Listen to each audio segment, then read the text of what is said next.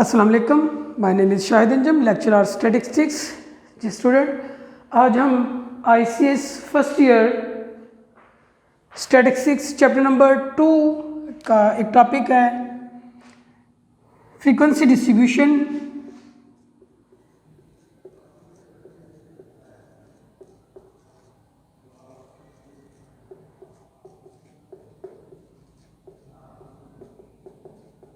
इसको स्टडी करने जा रहे हैं फ्रीक्वेंसी डिस्ट्रीब्यूशन। ठीक है, क्लास आपकी ICS फर्स्ट ईयर है और सब्जेक्ट है statistics.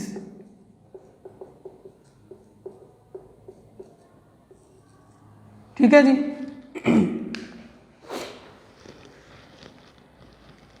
if frequency distribution is a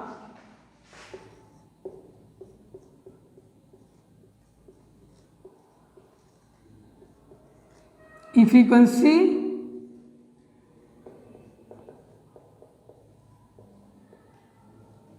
distribution is a compact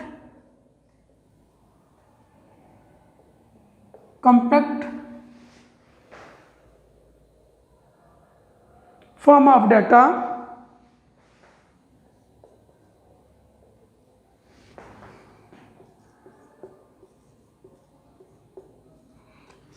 A frequency distribution is a compact form of data in a table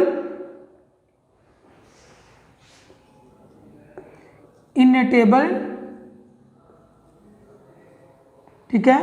A frequency distribution is a compact form of data in a table which display the categories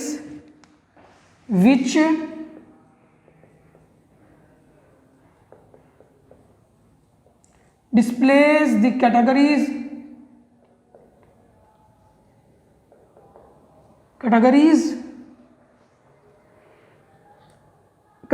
of observation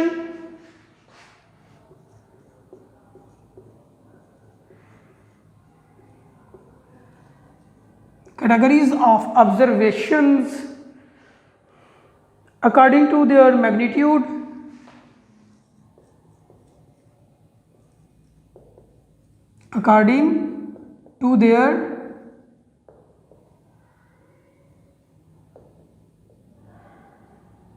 magnitudes and frequencies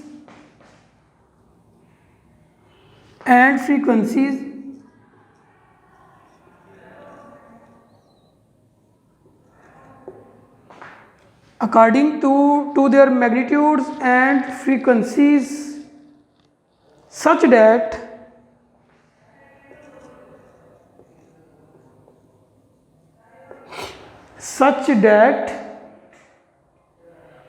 the similar or identical numerical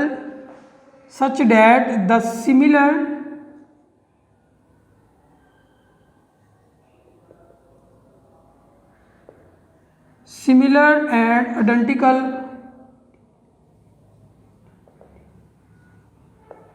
numericals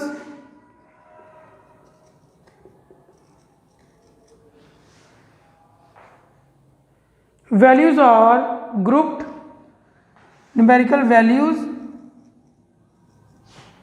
are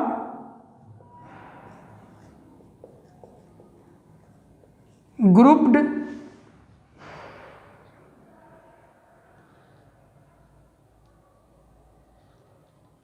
together.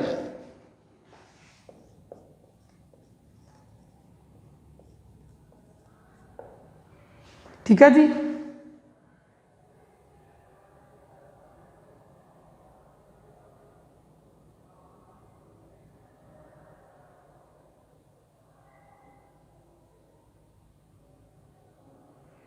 ये होती है आपके पास frequency distribution.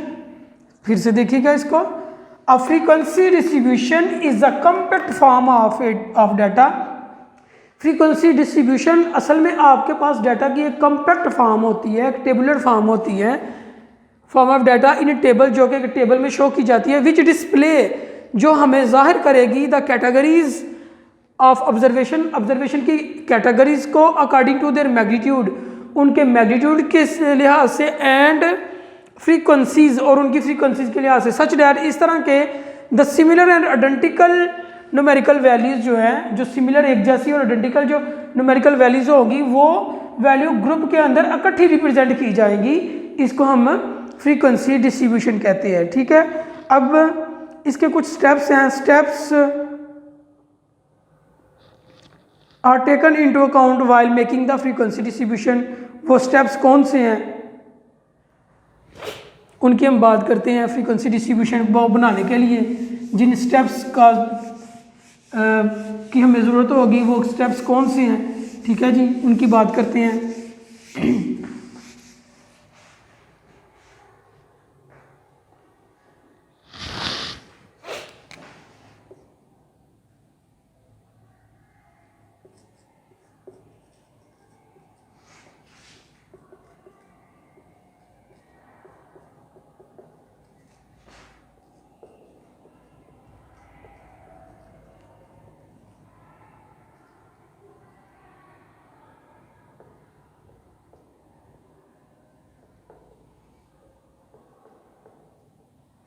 Steps for making frequency distribution.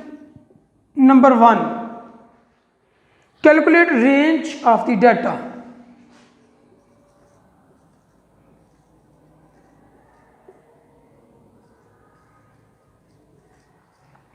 Calculate range of the data.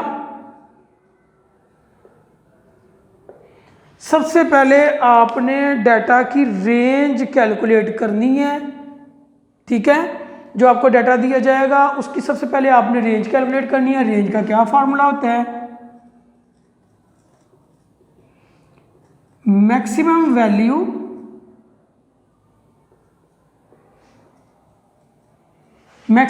Of data minus minimum value of data.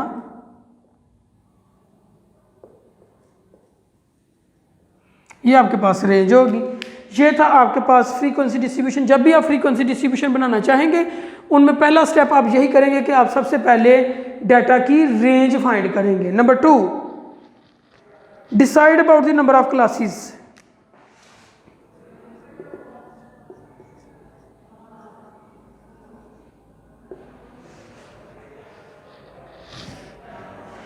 Decide about the number of classes. Decide about the number of classes. आपने number of classes को decide करना है कि कितनी हो जाएंगी। आपने जो क्लासेस हैं उसको फार्मूला ये है, इस फार्मूले से डिसाइड करना है। C for stand for number of classes. C is equal to 1 plus 3.3 log of n। ठीक है, n यहाँ पे जो टोटल नंबर होंगे ना आपके ऑब्जर्वेशन के उसको शो करते हैं। या आप ये भी कर सकते हैं c is equal to square root of n approximately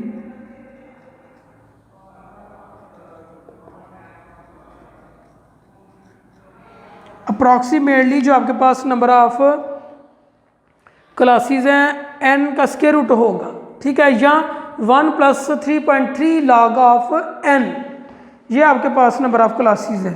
ठीक हो गया। उसके बाद थर्ड स्टेप है आपके पास decide about the width of class.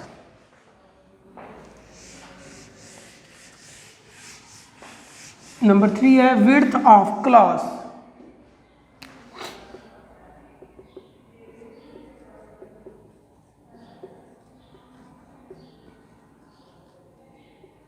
Classes की जो विड्थ है वो क्या होगी, उसके लिए फार्मूला लगाएंगे आप। h इज इक्वल टू, इसको h से रिप्रेजेंट करते हैं, range over number of classes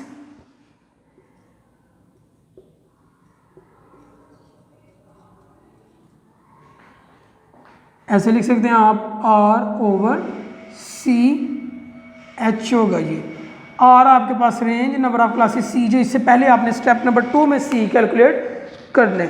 तो इससे आपके पास अप्रॉक्सीमेटली 7 लिख दें।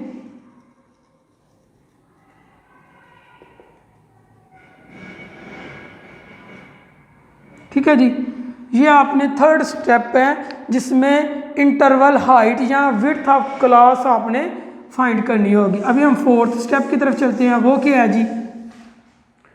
Fourth,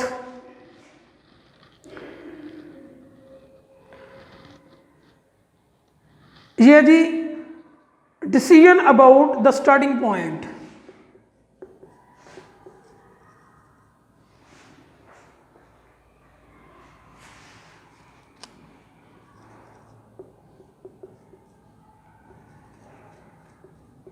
about the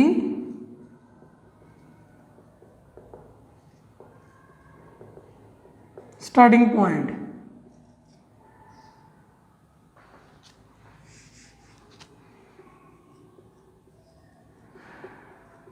decision about the starting point, कि स्टार्टिंग पॉइंट किसको रखना है, ये जरा देखिएगा।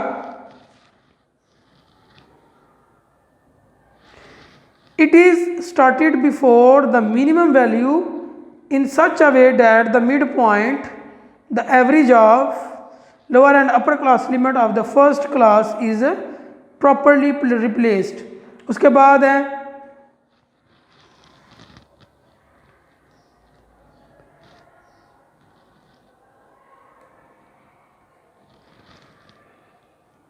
जो 5वां स्टेप्स है वो है an observation is taken and mark a vertical bar is made for a class it belongs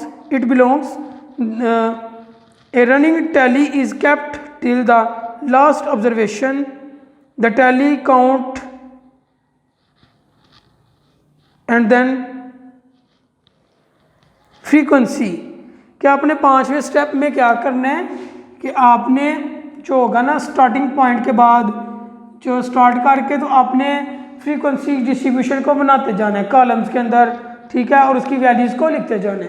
तो ये थे बेसिकली स्टेप्स जो कि हम स्टडी किए हैं जो एक फ्रीक्वेंसी डिस्ट्रीब्यूशन बनाने के लिए ज़रूरी होते हैं। ठीक है, अभी एक एग्जांपल लेते हैं हम, तो उसमें हम देखेंगे कि किस तरह से हमने इसको अप्लाई करना है। स्टूडेंट हाइट्स की एक एग्जांपल है जिसमें हाइट्स दी गई है इंचज़ के अंदर। ठीक है जी, हम एक एग्जांपल ले रहे हैं, इस एग्जांपल के ऊपर हम ये 5 के 5 स्टेप जो है ना अप्लाई करेंगे।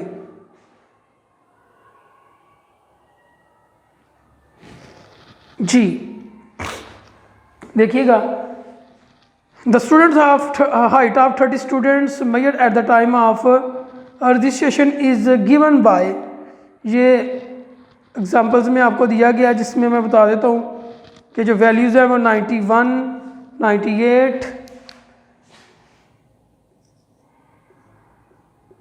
सॉरी 89 है, 91, 89, 88, 87, ठीक है, 98, 90, 89, 91 एंड सो ऑन। क्योंकि ये 30 स्टूडेंट्स हैं, ये आपके पास मैं बता देता हूँ एग्जाम्पल 2.1 है, बुक में आप देख सकते हैं एग्जाम्पल 2.1 उसका डाटा ये, और लास्ट वाली वैल्यू आपके पास 106, 107 और 112। तो इसमें बेटा जी मैं बताने जा रहा हूँ आपको मैक्सिमम और मिनिमम वैल्यू। सबसे पहले हमने पहला स्टेप है रेंज फाइंड करनी है। तो रेंज के लिए मैक्सिमम वैल्यू और मिनिमम वैल्यू आपको पता होना चाहिए।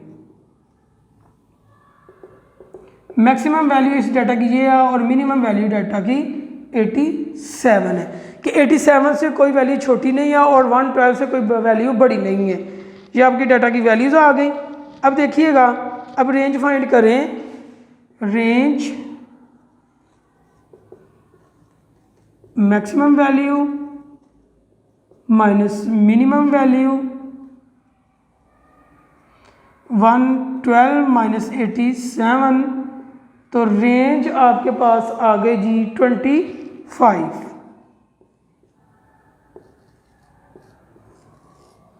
रेंज आपके पास 25 आ गई है। अब दूसरा स्टेप है आपके पास जिसमें आपने नंबर ऑफ क्लासेस बनानी है, सी कैलकुलेट करना है। तो c is equal to 1 + 3.3 log of n, यहाँ पे 30 है, log ऑफ 30 आ जाएगा। तो इसका आंसर अप्रॉक्सीमेटली मेरे पास आ रहा है 6। c इज इक्वल टू 6 आ गया। आप log 30 लेके इसको 3.3 से मल्टीप्लाई करेंगे और 1 ऐड कर देंगे बीच में, ठीक है जी। उसके बाद थर्ड स्टेप है इंटरवल हाइट, h कैलकुलेट करना है। h का कैलकुलेट करना है। h का फार्मूला आपके पास होता है r/c। r आपके पास आ चुका है 25, c आ चुका है 6। तो इंटरवल हाइट भी अप्रॉक्सीमेटली आपके पास आ जाएगी, इंटरवल हाइट आ जाएगी आपके पास 5, ठीक है। ठीक हो गया जी। ये देखें हमने 3 स्टेप कर लिए। पहले स्टेप में आपने रेंज फाइंड की, दूसरे में आपने नंबर ऑफ क्लासेस जो है वो फाइंड कर ली, और थर्ड में आपने इंटरवल हाइट फाइंड कर ली। अब जो 4 स्टेप है उसमें आपने स्टार्टिंग पॉइंट लेना है। तो 85 से सॉरी हमारी जो मिनिमम वैल्यू है 87 है, हम 87 से भी स्टार्ट कर सकते हैं और इससे मिनिमम वैल्यू को भी ले सकते हैं। इससे मैक्सिमम वैल्यू से हम स्टार्ट नहीं कर सकते, तो हम स्टार्ट करते हैं इनको 86 से कर लेते हैं, ठीक है जी।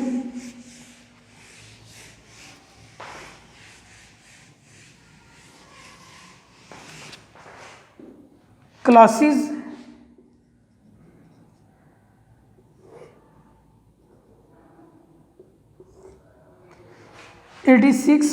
और इंटरवल हाइट आपके पास 5 थी, 86 में 5 ऐड करें तो 91, और इधर 91 से आ जाएगा 90, ठीक है।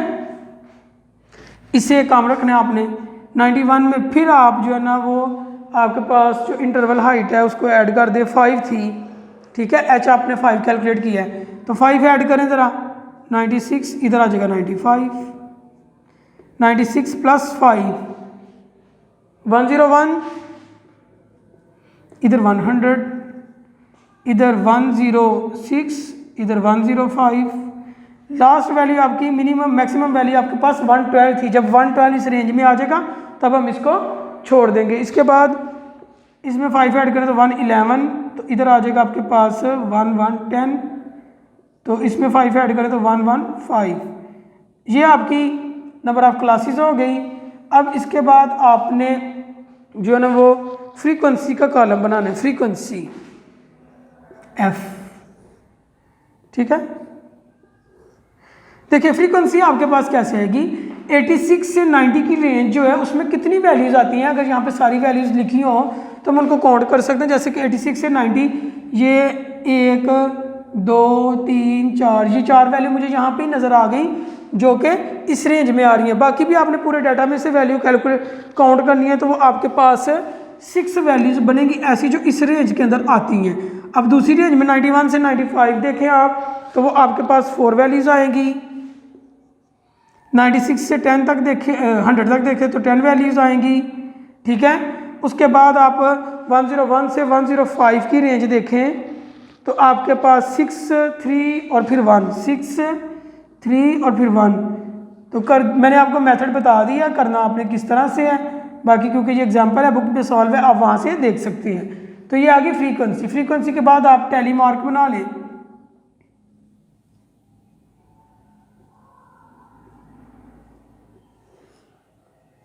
बेशक आप टैली मार्कों को पहले लिख लें। ये 6 है तो आप ऐसे लिखेंगे 1 2 3 4 5, और ये 6, ठीक है। 4 है तो 1 2 3 4, 10 है तो 1 2 3 4 5 ऐसे आ गया। फिर नेक्स्ट 1 2 3 4 5 ऐसे आ गया। 10 6 है 1 2 3 4 5, और ये 6 1 2 3 और 1, ये आपके पास आ गया टैली मार्क। अब क्लास बाउंड्रीज आ जाएंगी, CB class boundaries, CB stand for class boundaries. इनका आप सम करें तो आपके पास 30 आना चाहिए, ठीक है। इनका सम जितने टोटल आपके पास सैंपल है ना, टोटल सैंपल साइज, जो जितना टोटल सैंपल दिया गया आपको, क्योंकि ये 30 स्टूडेंट का था तो इसलिए ये सैंपल के फ्रीक्वेंसी का सम 30 होना चाहिए।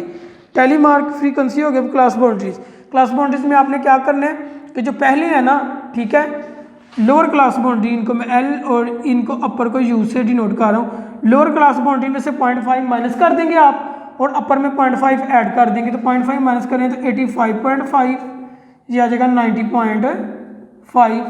फिर यहाँ से करेंगे तो 90.5 और 95.5 इधर ऐड कर दें, 95.5 और 100.5, 100.5, 105.5, 105.5, 110.5, 110.5 से 115.5, ये आपकी क्लास बाउंड्रीज बन गई।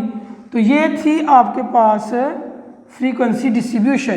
ठीक है, हमने एक एग्जांपल लिया जिसमें हमने सारे के सारे स्टेप्स को परफॉर्म किया है और एक फ्रीक्वेंसी डिस्ट्रीब्यूशन बनाई है। ठीक है जी, तो बेटा जी ये था बेसिकली आज का आपका लेक्चर, जिसमें आपने पढ़ा कि एक फ्रीक्वेंसी डिस्ट्रीब्यूशन क्या होती है, उसमें कौन से स्टेप्स को फॉलो करके हम जो है ना वो फ्रीक्वेंसी डिस्ट्रीब्यूशन को बना सकते हैं। फिर हमने एक एग्जांपल है बुक के अंदर 2.1 एग्जांपल्स है, ठीक है, तो उस एग्जांपल का हमने डाटा लिया और उसमें से वो पाँच के पाँच स्टेप अप्लाई करके तो ये एक फ्रीक्वेंसी डिस्ट्रीब्यूशन बनाई है। ठीक है, अभी जो नेक्स्ट लेक्चर है उसमें दोबारा मुलाकात होगी।